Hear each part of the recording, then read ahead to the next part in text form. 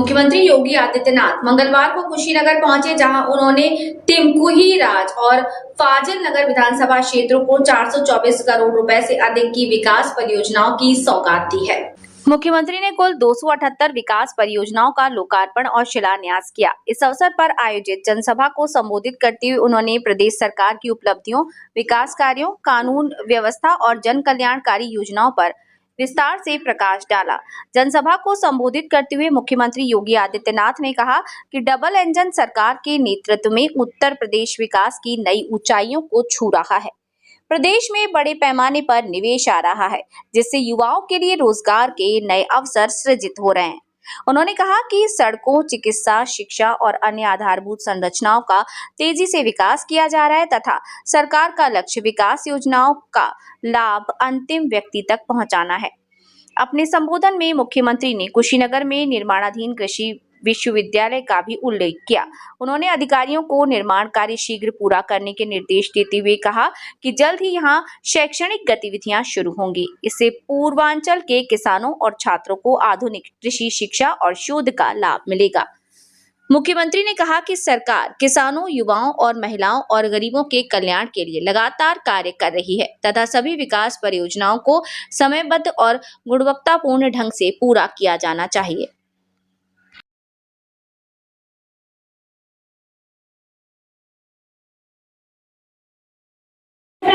स्वीकृति पत्र प्रदान किया जाता है। कुमारी श्रेया शर्मा, ये हमारे नौनिहाल बालिका, एक बार जोरदार तालियां हमारे लाभार्थियों के लिए।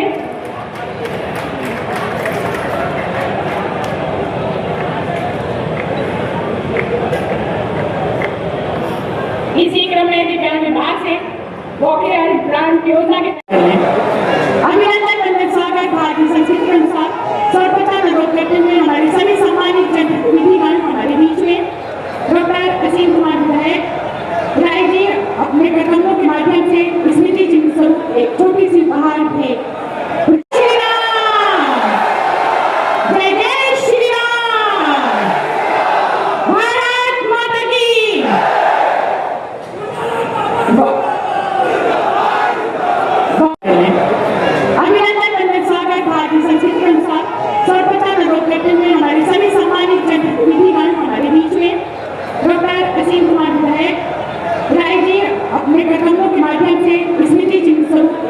सी उपहार भेंट।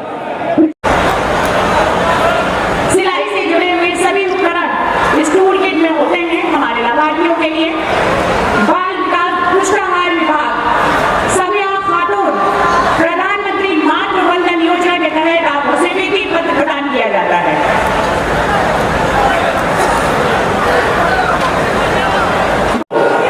उपहार स्वरूप में करते हुए हमारे सभी स्वागत सत्कार। आज के इस हमारे जनपद कुशीनगर की सौगातों और उपहारों भरा ये कार्यक्रम और अभिनंदन बंदन स्वागत जनप्रतिनिधिगणों के पश्चात हमारा जिला प्रशासन माननीय सभी सम्मानित अधिकारियों के इसके बाद थोड़ी एक बैठक भी होगी।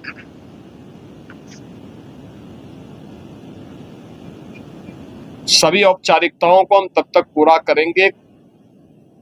2-3 महीने के लिए हम लोगों को कोई भवन किराए पर लेंगे या फिर स्थानीय स्तर पर जिला प्रशासन के सहयोग से कोई एक वैकल्पिक व्यवस्था दे देंगे। लेकिन मेरा मानना है कि ये विश्वविद्यालय प्रारंभ होगा तो कृषि और प्रौद्योगिकी विश्वविद्यालय न केवल किसान को आधुनिक तकनीक उपलब्ध कराने बल्कि उसकी लागत को कम और उत्पादन बढ़ाने के साथ ही उसकी आमदनी को कई गुना बढ़ाने में एक बड़ी भूमिका का निर्वहन करेगा। और इसी उद्देश्य से आज हम सब यहाँ पर आज इन सब कार्यों का निरीक्षण करने के लिए आए हैं। लगभग 450 करोड़ रुपए की लागत से बनने वाला ये विश्वविद्यालय यहाँ पर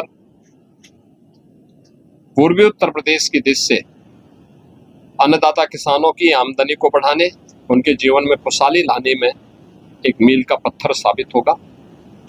और इसी उद्देश्य से कृषि और कृषि शिक्षा के मंत्री श्री सूर्य प्रताप शाही जी यहाँ के स्थानीय सांसद, स्थानीय विधायक और अन्य जनप्रतिनिधिगण भी इसीलिए इस कार्यक्रम में आज निरीक्षण करने के लिए आए हैं।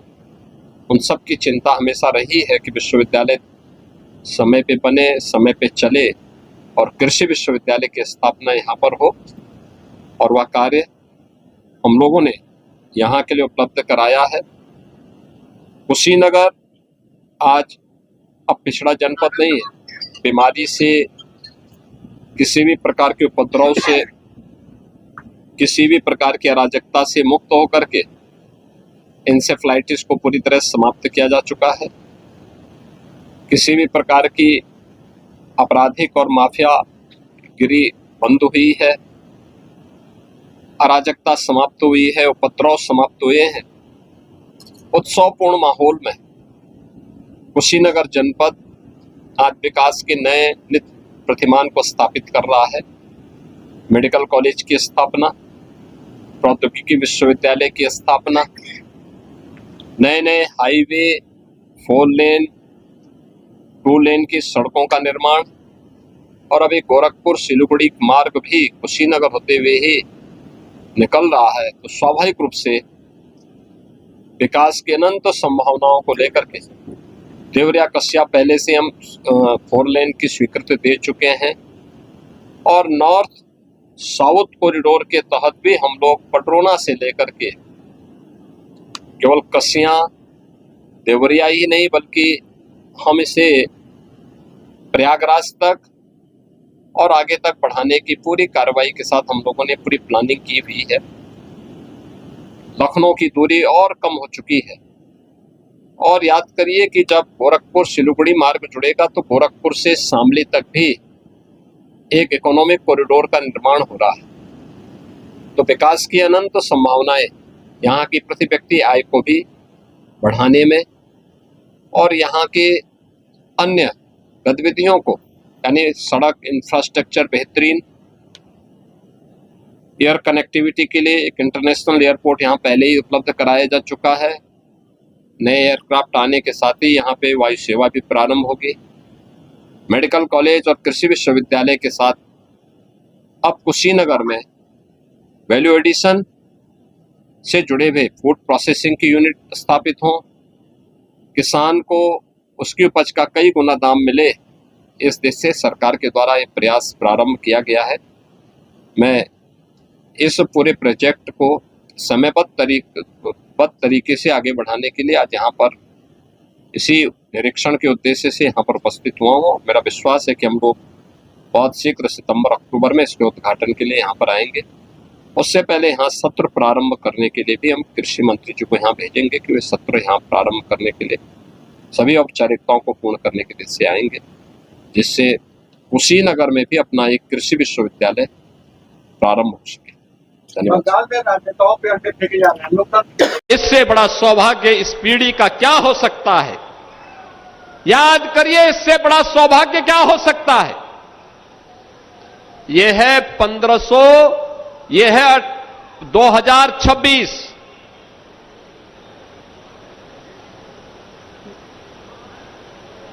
आज से 498 वर्ष पहले अयोध्या में राम जन्मभूमि पर भगवान राम के भव्य मंदिर को उस समय एक विदेशी आक्रांता ने तोड़ने का काम करके उस स्थल को अपवित्र करने का कुत्सित प्रयास किया था।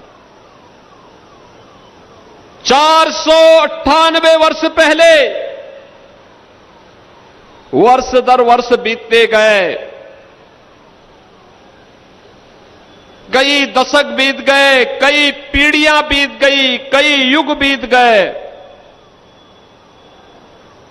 लोग लड़ते गए, पूरा देश की भावनाएं जुड़ी थीं, लेकिन अयोध्या में राम मंदिर निर्माण के कार्यक्रम को गति तब मिल पाई जब डबल इंजन की भाजपा की सरकार बन पाई। आप याद करो ना, कांग्रेस आजादी के बाद चाहती तो बन सकती थी, कांग्रेस ने नहीं बनने दिया। समाजवादी पार्टी घोषित रामद्रोही है, वो नहीं बनने देना चाहती थी। ये लोग लगातार बाधा पैदा कर रहे थे, लेकिन हम लोगों का संकल्प था, जो राम भक्तों ने उद्घोष किया था कि रामलला हम आएंगे, मंदिर वहीं बनाएंगे। बहनों और भाइयों, आज अयोध्या में भगवान राम का भव्य मंदिर का निर्माण हो गया है। बहनों और भाइयों, सरकार की विकास की सरकार की अपना एक विजन होता है। यह तब संभव हो पाया जब आपने अच्छे जनप्रतिनिधि चुने, अच्छे लोग चुने। आप सोचो, 2022 के पहले मस्करेबाजी होती थी तमकुही राज के नाम पर, फाजिल नगर के नाम पर। विकास के बारे में कोई नहीं सोचता था। यहां तो तमकुही राज को मजाक का पात्र बना दिया था। आज मैं कह सकता हूं, आपकी जो डिमांड होती है उसको यहां पर जमीनी धरातल पर उतारने का काम विधायक जी और सांसद जी मिलकर के करते हैं। आपकी जो मांग होती है, फाजिल नगर के विधायक जी उसको पूरा करते हैं, सांसद जी के साथ मिलकर के इसको पूरा करते हैं। और अब हम लोग इसका नामकरण का भी प्रस्ताव हमने कर दिया है। अब उसका नाम फाजिल नहीं होगा, बल्कि पावागढ़ के रूप में हम इसको एक नई मान्यता देने जा रहे हैं। भगवान महावीर से नाम होगा, क्यों हम फाजिल कहेंगे?